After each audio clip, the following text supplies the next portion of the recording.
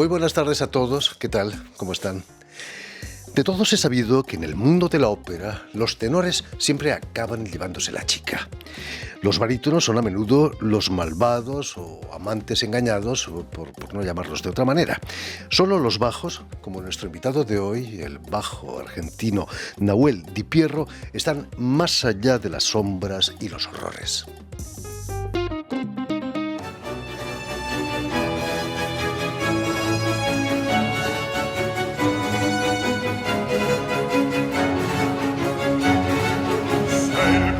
Guerriero, ti invito all'armi, pensa alla re.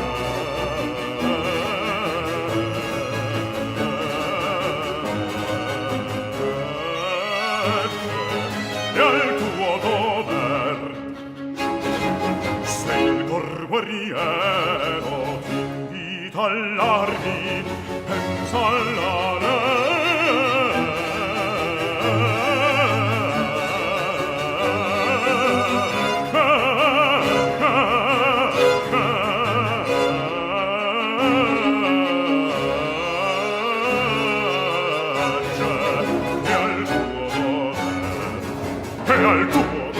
Muy buenas tardes, Nahuel Di Pierro. Buenas tardes, Jordi. Bienvenido a Radio Francia Internacional. Un placer estar aquí de nuevo. Estamos escuchándote cantando un aria de Vivaldi, El corazón guerriero.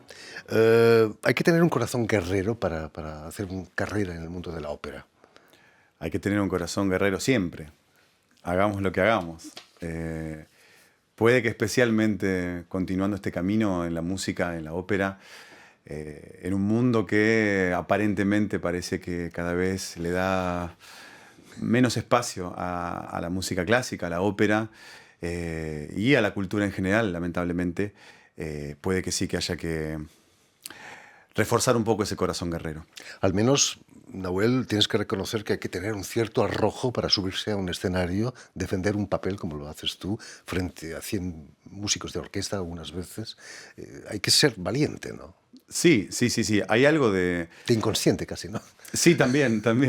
Hay algo, obviamente, de arrojo, como decís vos. Me hace acordar a Sartre, el hombre arrojado a la existencia, el cantante, el músico arrojado a la boca del lobo, como se le llama también.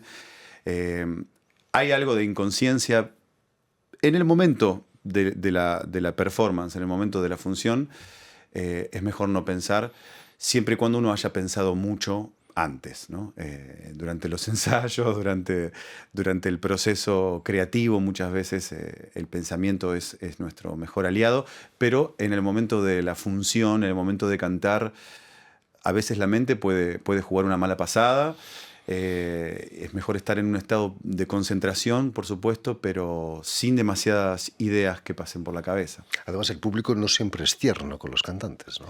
No, pero es parte del juego. Está bien que así sea. A veces nos tocan públicos más fríos o públicos que están siguiendo la acción constantemente, riéndose de los chistes, aplaudiendo las arias, y otras veces no. Otras veces uno hace 3 horas de función en un total silencio que uno se pregunta, ¿pero hay alguien ahí o no? Porque además uno no lo ve, está toda oscura la sala, por esa imagen de la boca del lobo, ¿no? Ese vacío que cuando es silencioso es muy difícil. Hace poco cantamos unas funciones del Tour con Italia por Italia y nos tocó un público así, no voy a decir qué ciudad ni nada, pero fue una sensación rarísima, pero es parte del juego. Bueno, en Italia es el deporte nacional, ¿no? La ópera. Exacto, sí. Muy duro, seguramente.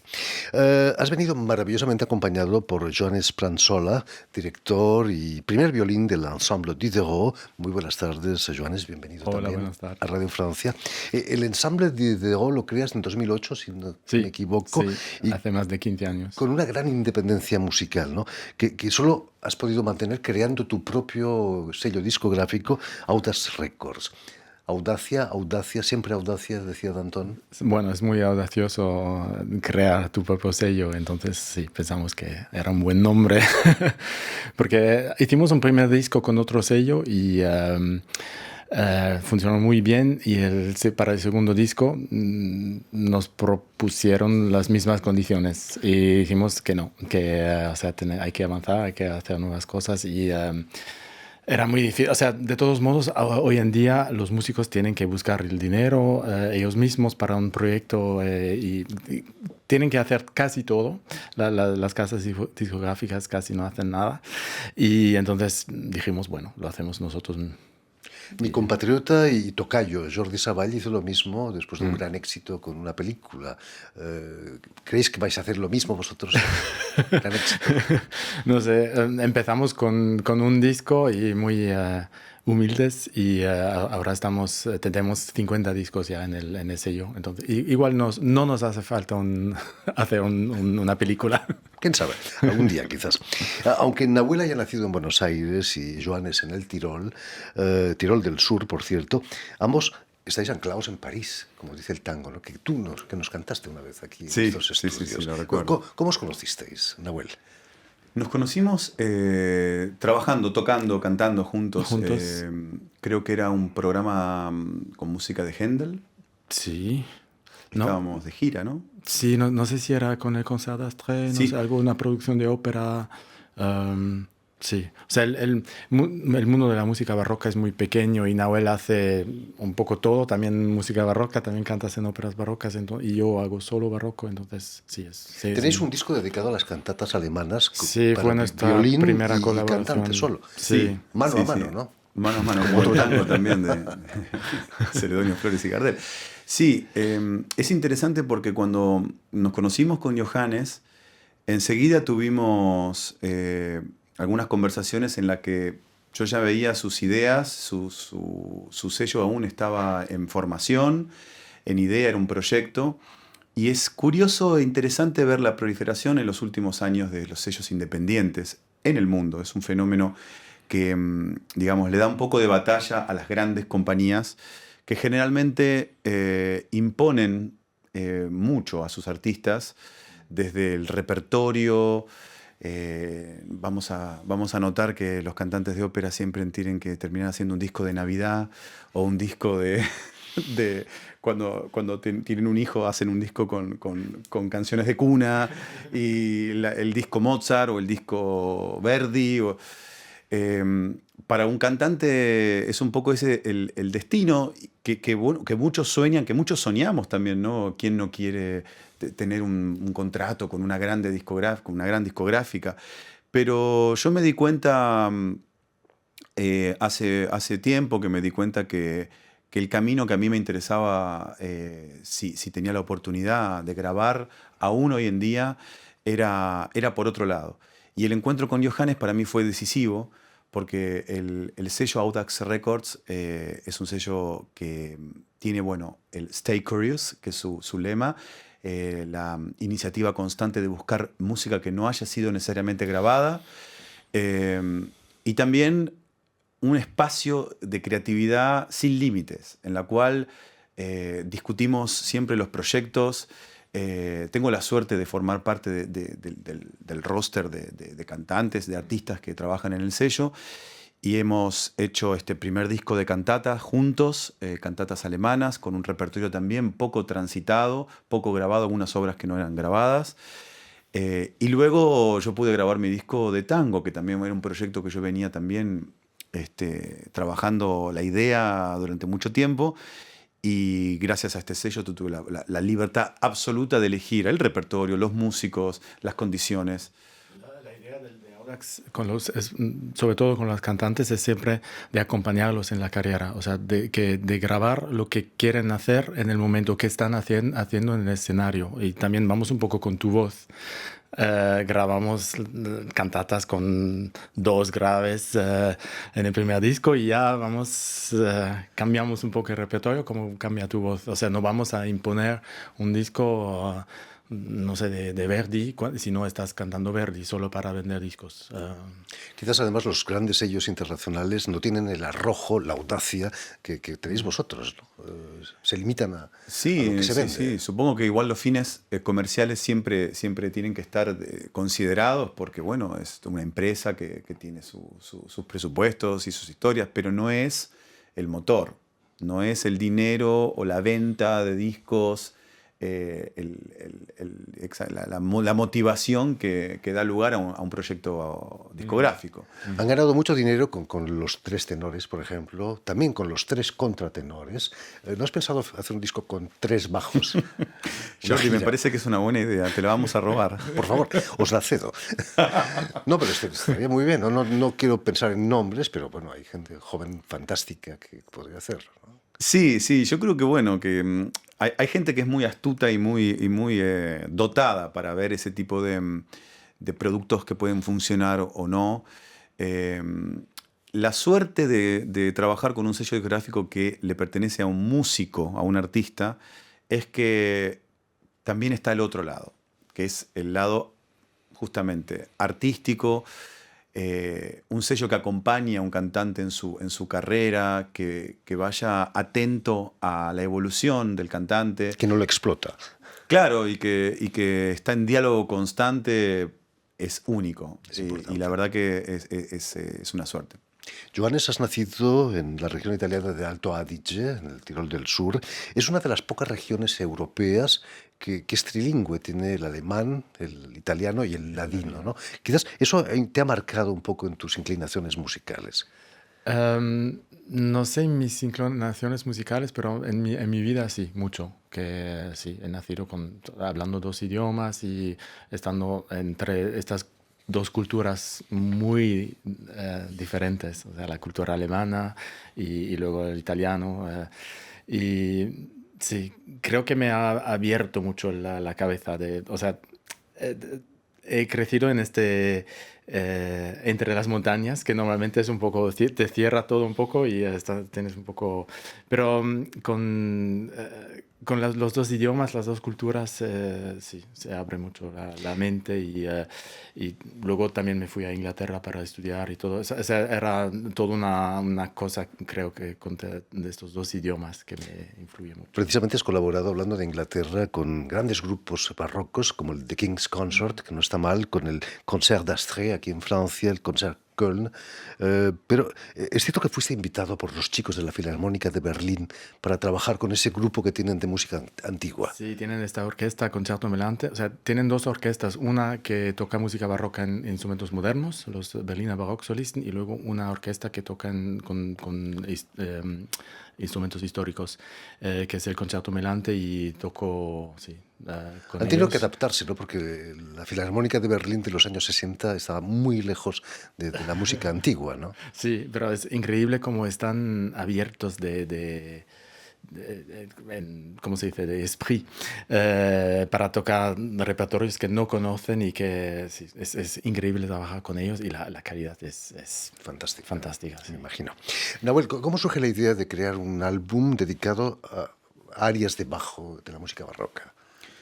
Surge a partir, sobre todo, de una carencia, de una aparente carencia de interés de parte de las discografías conocidas, ¿no? Es difícil encontrar un disco que se dedique a explorar el repertorio de la voz del bajo, ya sea, bueno, en el barroco o en el clasicismo o en el romanticismo, ¿no? Son muy pocos los casos, y siempre tuve la idea de ver cómo podría ser posible darle forma a un disco que atravesara 100 años de barroco italiano. Lo cual también era un desafío no solo vocal, sino también para el ensamble, porque contamos con el ensemble Diderot, que pudo metamorfosearse a medida que iban pasando los años, ¿no? La orquesta monteverdiana del estreno de la Incoronación de Hipopea, el disco comienza, bueno, con una sinfonía primero de Rossi, como obertura del disco, pero la primera área, la primera escena es la escena de la muerte de Séneca. Séneca es el primer gran personaje de bajo de la historia de la ópera, lo podemos considerar así. Este filósofo romano, que es forzado al suicidio por Nerón y se despide de su familia. Nosotros decidimos grabar la escena completa con los tres familiares, este trío conocido. Y claro, éramos, ¿cuántos músicos? Eran 5 o 6 músicos, sí, continuo. Sí. Era realmente cómo fue el estreno de la obra de Monteverdi. Luego pasamos a Cavalli, progresivamente pasando por, llegando Bononcini, Gianettini, hasta llegar a Händel, la orquesta fue agrandándose. Eso es como una especie de relato que hay en el disco también, que cuenta la historia, la evolución de la ópera, al mismo tiempo que la evolución de la voz de bajo, que al principio el canto de Monteverdi, que es un canto muy próximo a la palabra, va agregando con el tiempo las coloraturas, los ornamentos, la música se va volviendo cada vez, la música vocal se va volviendo cada vez más virtuosa. Y bueno, para mí era un desafío y un sueño poder grabar un disco que tuviera, que contemplar y que pudiera contar toda esta evolución de la voz del bajo, que es una voz que todavía es poco explorada, ¿no? en los discos sobre todo. Joanes, con el Ensemble Diderot haces un trabajo musical, pero también musicológico. Es cierto que en este disco habéis incluido algunos descubrimientos, digamos, espectaculares. Sí, porque cuando hicimos el programa con Nahuel, vimos que hay como un hueco de 60 años en el repertorio, que hay Monteverdi, Cavalli y luego nada, 60 años, y luego Händel y Vivaldi. Y queríamos llenar este hueco y buscamos repertorio y sí, sobre todo nuestro clavecinista Philippe Risvar, que es increíble y está como especializado en esta música italiana de finales del siglo XVII y encontramos algunas áreas fantásticas, muy virtuosas, muy... a veces muy raras, como con dos violinos solos y como el Bononcini. El Giulio Cesare de Bononcini es un área que cuando Johannes me la mandó, yo me quedé perplejo durante 2 semanas, diciéndole por teléfono, estábamos en lugares diferentes, y yo lo llamaba por teléfono y digo, yo no puedo cantar esto, es imposible, ¿cómo voy a hacer? No, saquémosla. Y él me decía, no, vas a ver, vamos a grabarla y después decidimos. Y por suerte que me convenció porque, bueno, es uno de los tracks del álbum por ahí que más repercusión tiene entre nuestro círculo más cercano, de amigos, de parejas, que son los que más lo disfrutan. Por supuesto, claro que sí. Y la verdad yo sorprendido porque la verdad que la pieza es en sí muy compleja vocalmente, pero un hallazgo de parte de Philippe y bueno, agradecido también a Johannes que insistió para que la grabemos. Los bajos en el siglo XVII no tenían muy buena prensa. En un viejo tratado de canto, El arte del bien cantar, un italiano dice que los bajos solo son capaces de expresarle el enfado, la cólera. Bueno. No es realmente exacto. Era un francés. Perdón. Y bueno, creo que era un poco en el concepto en Francia que no estaban acostumbrados a esta voz y queremos demostrar con este disco justamente que los italianos sabían cómo escribir para la voz de bajo. El diapasón con el que cantas es el de música barroca 440 en la... Hicimos en 415 el disco. Que es el diapasón que decidimos, que había que decidir un diapasón para todo el disco, no podíamos cambiar según la ciudad donde fue estrenada la obra, no nos parecía... Sí, normalmente si queremos hacerlo bien serían 415 para Händel y Vivaldi, 440 para Monteverdi, 392 para Cavalli. Complicado, no para un cantante es difícil cambiar de diapasón, ¿no? Sí, es más complejo en realidad para los instrumentos, para el clave, para, bueno, la voz también lo siente. ¿Te ha sido difícil bajar a esas profundidades, a esos graves profundos? Sí, lo que tiene este repertorio, las áreas más extremas de Händel, por ejemplo, es que no solo exigen las notas más extremas graves, sino también las agudas. Entonces, que en realidad esto da un poco me da lugar a hablar de la génesis. La primera idea que tuve para este disco fue centrarme en un cantante que se llamaba Antonio Domenico Manna, para el cual Händel escribe esta famosa aria de Polifemo, de Laci, Galatea y Polifemo, porque siempre me fascinó esta extensión, cómo era posible que un cantante pudiera cantar notas tan extremas graves y notas agudas hasta de tenor. Casi 3 octavas, ¿no? Sí, exactamente. Siempre me fascinó. Yo es un área que he podido cantar en conciertos, en vivo, Es un área, bueno, de una gran complejidad, pero sobre todo no tiene sentido prácticamente, no tiene sentido. Es un área no sense, total. Entonces me puse un poco a investigar por mi cuenta a este cantante que la estrenó. Empecé a buscar obras que otros compositores como Scarlatti o Pórpora habían escrito para él. Y esta fue un poco la idea madre del proyecto. A ver qué pasaría si investigamos y hacemos un disco sobre este cantante. Pero claro, luego me encontré con otras obras que por ahí eran de menor interés, y a veces uno se queda como encerrado en un concepto cuando construye un programa o un disco basado únicamente en un cantante o en un compositor. Y habiendo tantos cantantes como bueno, Montagnana o tantos otros bajos para los cuales se le ha escrito música maravillosa en el barroco, por consejo también de sugerencia de Johannes, abrimos un poco el repertorio y ahí ya teníamos prácticamente, bueno, 100 años de historia de la música barroca para voz de bajo.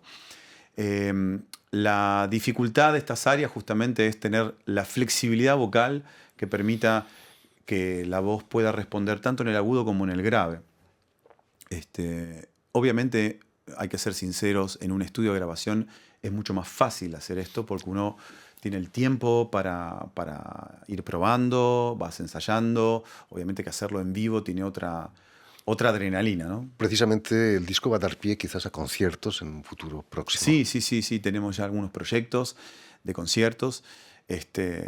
Pero sí, este disco es lo pensamos un poco también como un testimonio, como un libro, como algo que queda y esperamos que pueda ser una referencia para muchos. Hay mucha gente que me escribe, muchos jóvenes cantantes que descubren áreas que por ahí no conocían, y esto abre siempre. A mí me ha pasado también cuando he escuchado discos. Recuerdo el disco de Bryn Terfel de Arias de Händel, el cual yo así pude descubrir, un disco grabado en la mitad de los años 90, que a mí me abrió un montón de la cabeza y pude escuchar áreas que no había escuchado nunca en mi vida. Posteriormente hubo un disco de Ildebrando d'Arcangelo, siempre igual sobre Händel, ¿no? Lo que tiene este disco interesante es que explora todos los compositores y justamente recuperamos esa brecha que había entre Cavalli y Vivaldi o Händel, ¿no? Lo que queremos hacer también es explorar el teatro, o sea, hacer teatro con los músicos también. Y Nahuel y yo explicamos muy bien a los músicos cada área. O sea, no grabamos solo la música, pero también la acción. O sea, dónde está en la ópera, de qué habla, y que toda la orquesta esté en el proyecto haciendo teatro. Esa era una de las condiciones cuando hablamos de esto. Le digo, yo quiero hacer un disco de áreas de ópera, pero no quiero que suene a áreas así, una detrás de la otra. Me gustaría captar la... El incluso teatro italiano sucio, me dijiste. Exacto, siempre. sí, la suciedad del polvo de las tablas del escenario. Eso quisiera. Sobre todo, Johannes, con un gran actor como es Nahuel, por supuesto. Y además, quizás este disco de pie es a otro de 3 bajos, ¿no? Los 3 bajos en una gira mundial. Quizás. ¿Por qué no? Todo es posible. En fin, ya lo saben. De momento, Fra l'Ombre e l'Orrori, que por cierto, este título, visto cómo está el mundo, no está mal que la música esté más allá del horror y las sombras, ¿no? ¿Cómo sentís como músicos en estos momentos? Bueno, es una pregunta compleja, difícil. Son momentos complicados en los cuales la cultura se corre a un lado y hay otras prioridades en conflictos geopolíticos, crisis sociales y económicas. Hay un mundo que se está tirando, cada vez hay más líderes de los extremos, digamos, y esto lo sufre el pueblo, lo sufre la gente, y la cultura es uno de los primeros sacrificios que se están haciendo. Sacar un disco hoy en día es, como decís vos, volviendo a la frase, es valiente, es un acto audaz. En fin, pues hay que estar más allá de las sombras y los horrores. Disco con la voz del bajo argentino Nahuel Di Piero y el ensamble Diderot dirigido por Johannes Pramsola. Permitidme también que dé las gracias a Suel Kedir y a Vanessa Loasó, quienes se han ocupado hoy de la realización del programa, y también saludar a nuestros telespectadores, porque también los tenemos, que nos siguen en todo el continente americano, desde Chicago hasta la Patagonia, gracias a la cadena Unión Continental Latinoamérica, y una red que se llama TAL, que reúne televisoras públicas y universitarias de todo el continente. Un saludo para todos. Desde aquí se lo damos. Y a ustedes, muchísimas gracias por su atención y les damos cita para una nueva edición de El Invitado de Radio Francia Internacional.